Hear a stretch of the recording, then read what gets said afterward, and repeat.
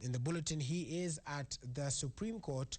As you're aware, the Judicial Service Commission was blocked yesterday by the High Court from continuing investigations on Shole. But our top story this hour, Siaya Governor Colonel Rasanga becomes the first governor to lose his seat in an election petition after the High Court in Kisumu nullified his victory this morning, citing electoral malpractices. Justice Agri Muchelule noted that the election was fraudulent after a petition filed by William Oduol, who also vied for the seat. Voters in Siaya will now have to go through a by-election to pick a replacement.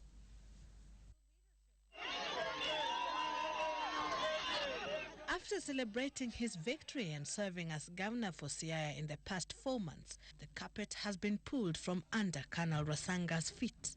He has lost his seat a few hours ago following a ruling delivered by the High Court in Kisumu that nullified his win on account of electoral malpractices. His arch-rival in the contest for the Siaya gubernatorial race, William Oduol, is now a happy man. He had filed a petition right after the election results were announced, urging the court to cancel Rasanga's victory, claiming that there were instances of massive ballot stuffing. A by-election is now in the offing in Siaya. Rasanga goes down the record as the first governor to lose his seat. 23 other governors are walking on thin ice as well, with petitions challenging their elections currently before various courts across the country. Sylvia Chebet, Citizen at 1. Our governors will not relent on their call to have a referendum to amend the Constitution with the objective of increasing the amount of funds allocated to counties from the national kitty. Council of Governors Chairman Isaac Ruto says it is time to the referendum will help entrench the envisaged new increment to the law, to ensure that devolution is not entrusted in individuals and promises.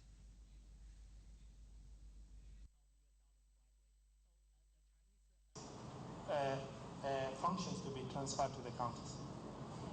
Sincerely, if we don't get it right away and fix the shortcomings of national government at the county level because of lack of supervision, accountability, rampant corruption at these counties, then you to say, let us have phased transfer of functions. It only means let us give the failed state of affairs another 3 years. This is the way the Constitution has said and the other acts of Parliament. You can't trust national government. They transferred functions that were being performed by former local authorities in February. Up to date, not a single shilling of money that had been approved for budgets to implement those functions has been transferred to the county governments. Do we want to continue being beggars? For how long? Devolution has been the driving force behind the clamor for the constitutional changes that have been moving on. Basically because of the skewed allocation of resources since independence, the marginalization of very many Kenyans, and the overconcentration of power and resources in very few hands, and the use of those resources for patronage purposes. Right, now the Judicial Service Commission was yesterday blocked from probing suspended Chief Registrar of the Judiciary, Gladys Boss-Shole, even as the saga surrounding her forced leave promises to be a battle pitting the judiciary and parliament. Now, High Court Judge David Majanja yesterday issued the orders pending inter-party hearing next week on Tuesday. This, of course, is the latest development that comes as a showdown also looms between the two arms of government following an advice from the East African Law Society to the Judicial Service Commission to ignore Parliament, citing the doctrine of separation of powers. Our senior reporter and associate editor, Alex Chamwade, is at the Supreme Court. Alex, if you can hear me, what is the latest from the Supreme Court? And maybe is Gladys Boss-Shole at work? Thanks, Raboro. I've been at the Supreme Court monitoring events here, and I've been told that Gladys Shole has not reported, but that's what I've gathered from people around here. But the latest from here is that the joint committee that was supposed to investigate the matter, you know, there are two committees that are supposed to investigate the issue. They met this morning not to continue with the work, but to deliberate on the court order that was issued yesterday. So they were served with that order relating to that petition. And the order, of course, is restraining the committees from commencing or continuing any disciplinary proceedings against the petitioner Gladys Sholei. So following that, the committee now has just issued a statement which I'm holding now. The committee says they have consequently suspended all proceedings regarding the matter until further notice. That the committee has now suspended all the proceedings regarding the matter until further notice. This statement is signed by Kakai Kissinger, the acting secretary to the Judicial Service Commission. Remember, Kakai Kissinger is the Deputy Chief Registrar who is now in acting capacity following the suspension of Gladys Sholei. So that is the latest from the Supreme Court, Raburu. Thank you so much. That is our associate editor, Alex Nyeri, who is at the Supreme Court. He now tells us that the committees that were set to sit down and form or frame the issues that Sholei was supposed to answer to has suspended their sittings. Alex Nyeri will stay on that story. You can follow him on Twitter at Alex Nyeri for the latest, and also at Citizen TV News for the latest on that. Now, 7 members of parliament have threatened to mobilize the public to boycott the use of various products from the United Kingdom if the British government does not reverse its move to ban miraa. The MPs led by Mbeere North Member of Parliament Muriuki Gachagua said that the British government has failed to show the research that it used to make the decision, claiming the decision was based on malice.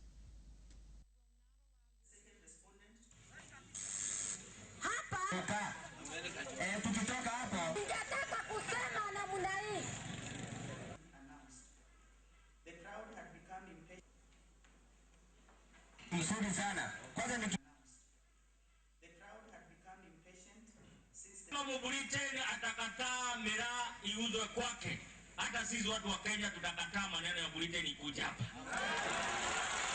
Katika Meru community asanya mbeni 80% ya Wanyambene wamepanda miraa. Kwangu Tigania East tumepanda karibu 90%.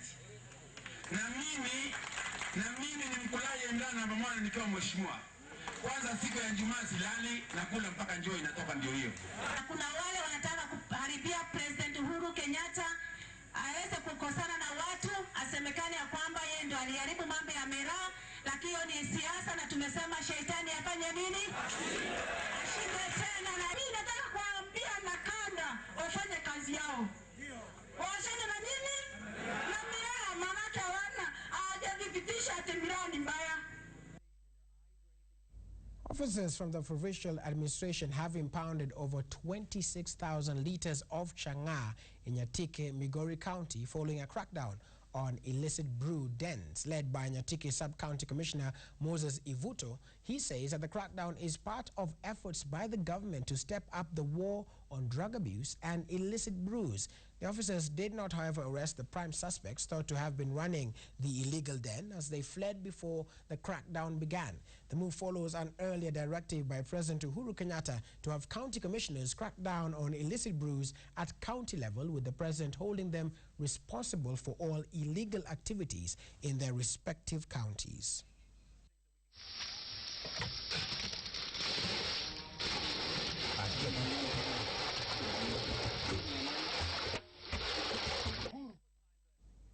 Let's move on to Nyeri County, where police there have exhumed the body of a 14-year-old student who was allegedly murdered and her body buried in a grave dug inside a house in Naromoro town.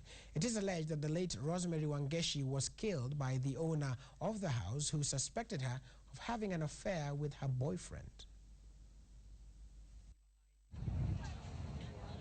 Residents of Naromoro were left reeling in shock following the discovery of a dismembered body believed to be that of the late Rosemary Wangeshi, buried in a homestead. Rosemary Wangeshi, a student at Naromoro Mixed Secondary School, went missing in the month of September 2008. The suspect, Grace Wanjiru, who was found guilty of abducting Wangeshi, was jailed for 5 years. She was released from prison last Monday. Upon her release, she directed the police to where she had buried the late Rosemary Wangeshi's body 3 feet under. The remains were removed to Nanyuki District Hospital mortuary for post-mortem examination. Brenda Cheriot, Citizen at 1.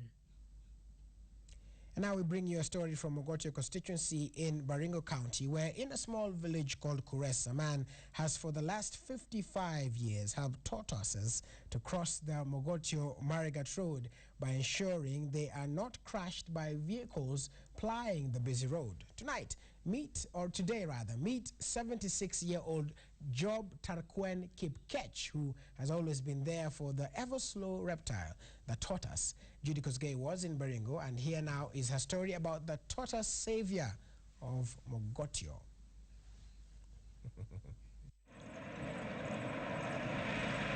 Along the busy Mogotio-Marigat Road,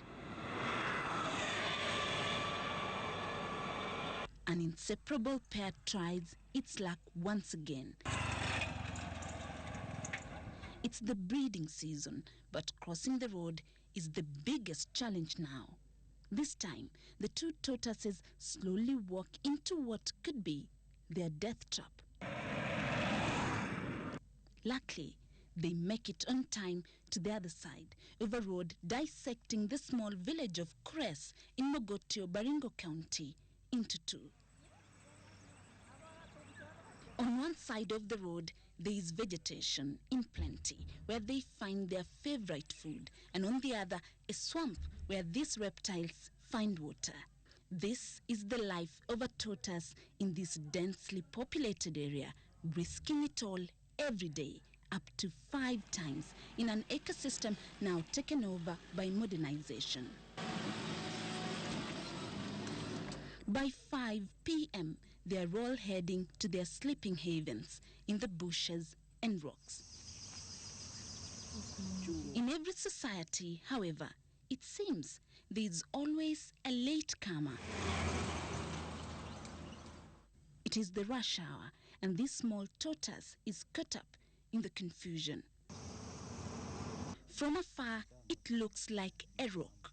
This is why, for the tortoise, the slow pace defines its life, and reflex does this. Any movement around them means stop walking, pull head and legs into shell, and freeze. When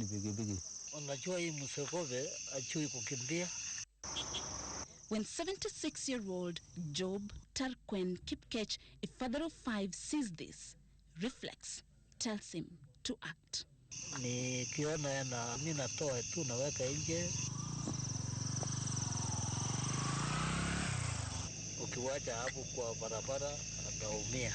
now known as the tortoise savior of Mogotio, the gripping story of how he has saved thousands of tortoises since 1958, when he was only 21 years old, can take days to be told. So fascinating, such that darkness slowly creeps in.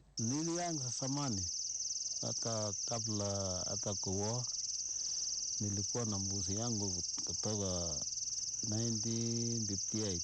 His 55 years experience has taught him one thing: tortoises are like human beings.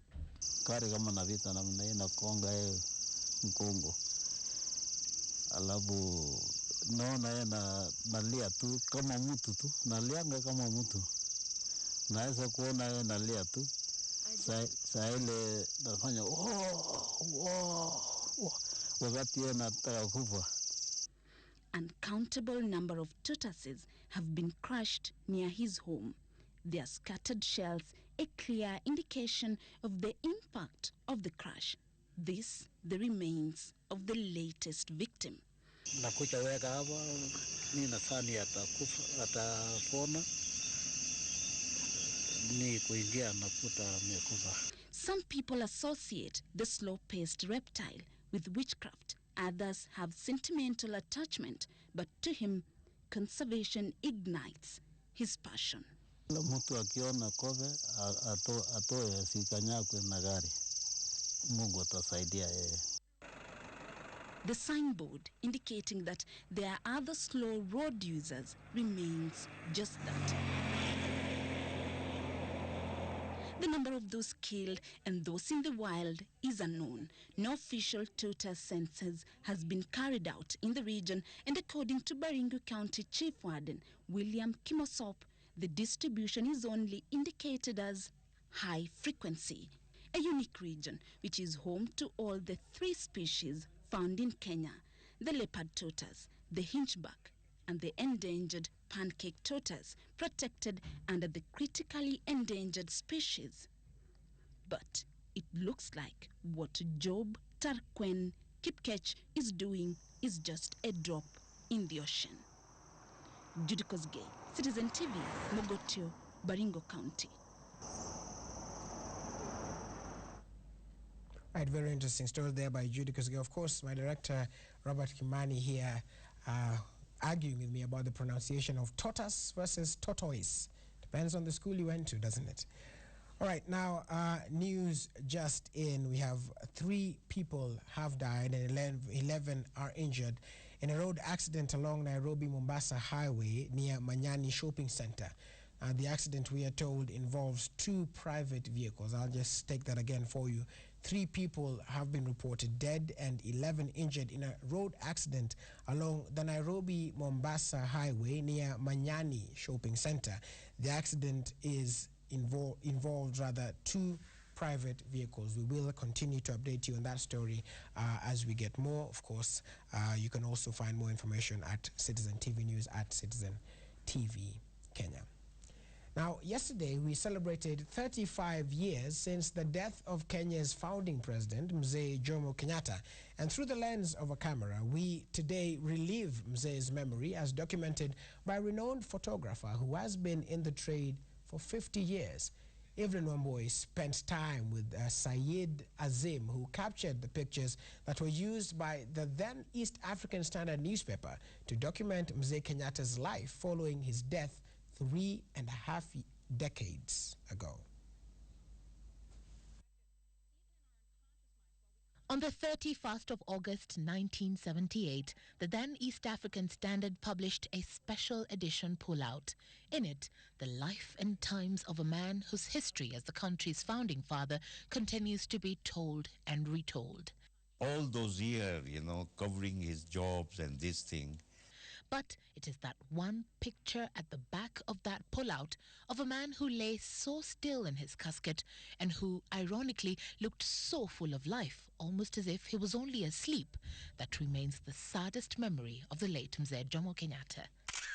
The man behind the lens that day was 70-year-old Syed Azim, who was then the paper's chief photographer and was among the journalists allowed into State House to take the pictures. This one, beautiful. Azim remembers that morning as a quiet one at the office.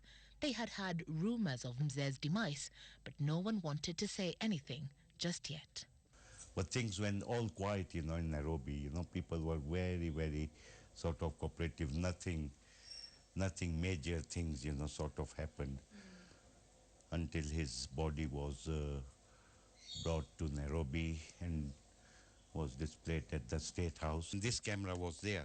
This 1960 metallic Nikon camera remains special to Azim, not only because it was the exact one he used then to snap the end of Mzee Kenyatta's era, but also because it was the one he used to document his entire history as the country's head of state, studying him through the lens and freezing such aspects of his personality as his charisma and vigor for millions to see. It's amazing. That's why you see I used to concentrate on portraits. He had such a big personality, as Shakespeare said, some are born great, some achieve greatness, and some have greatness trust. I asked Azim what the one aspect of Mzee he enjoyed capturing the most. Mzee used to like to dance also with the tribal dancers. He would mix with them, and that would make fabulous pictures. It's been 50 years since Azim bought this as his first camera at the young age of 20, and since then, a lot has changed. He has had to buy a lot more camera models to keep up with photography. Okay. With his current one, which he admits never leaves his side, one he animatedly describes as a sharpshooter. He has also been able to shoot a lot more pictures, a lot more leaders, a lot more memories. What has seen him named Photographer of the Year 3 times by Guinness, win a Pulitzer Award, and numerous other accolades. But despite all this, it was the period in which he captured Mzee's pictures that stands out the most. And this picture in the 1978 East African Standard pullout, the closest to his heart. That thing, for a few minutes, I was shaking, you know. And, but since I had to compose myself, and particularly that shot, you know. Azim is currently the head of photography at the Associated Press. His continued encounter with the lens, what has also accorded him the opportunity to capture Mzee's son and current president, Uhuru Kenyatta. And when Uhuru made his first speech when he was selected, if you watch Mzee's speech and you compare that to Uhuru, you won't see a difference.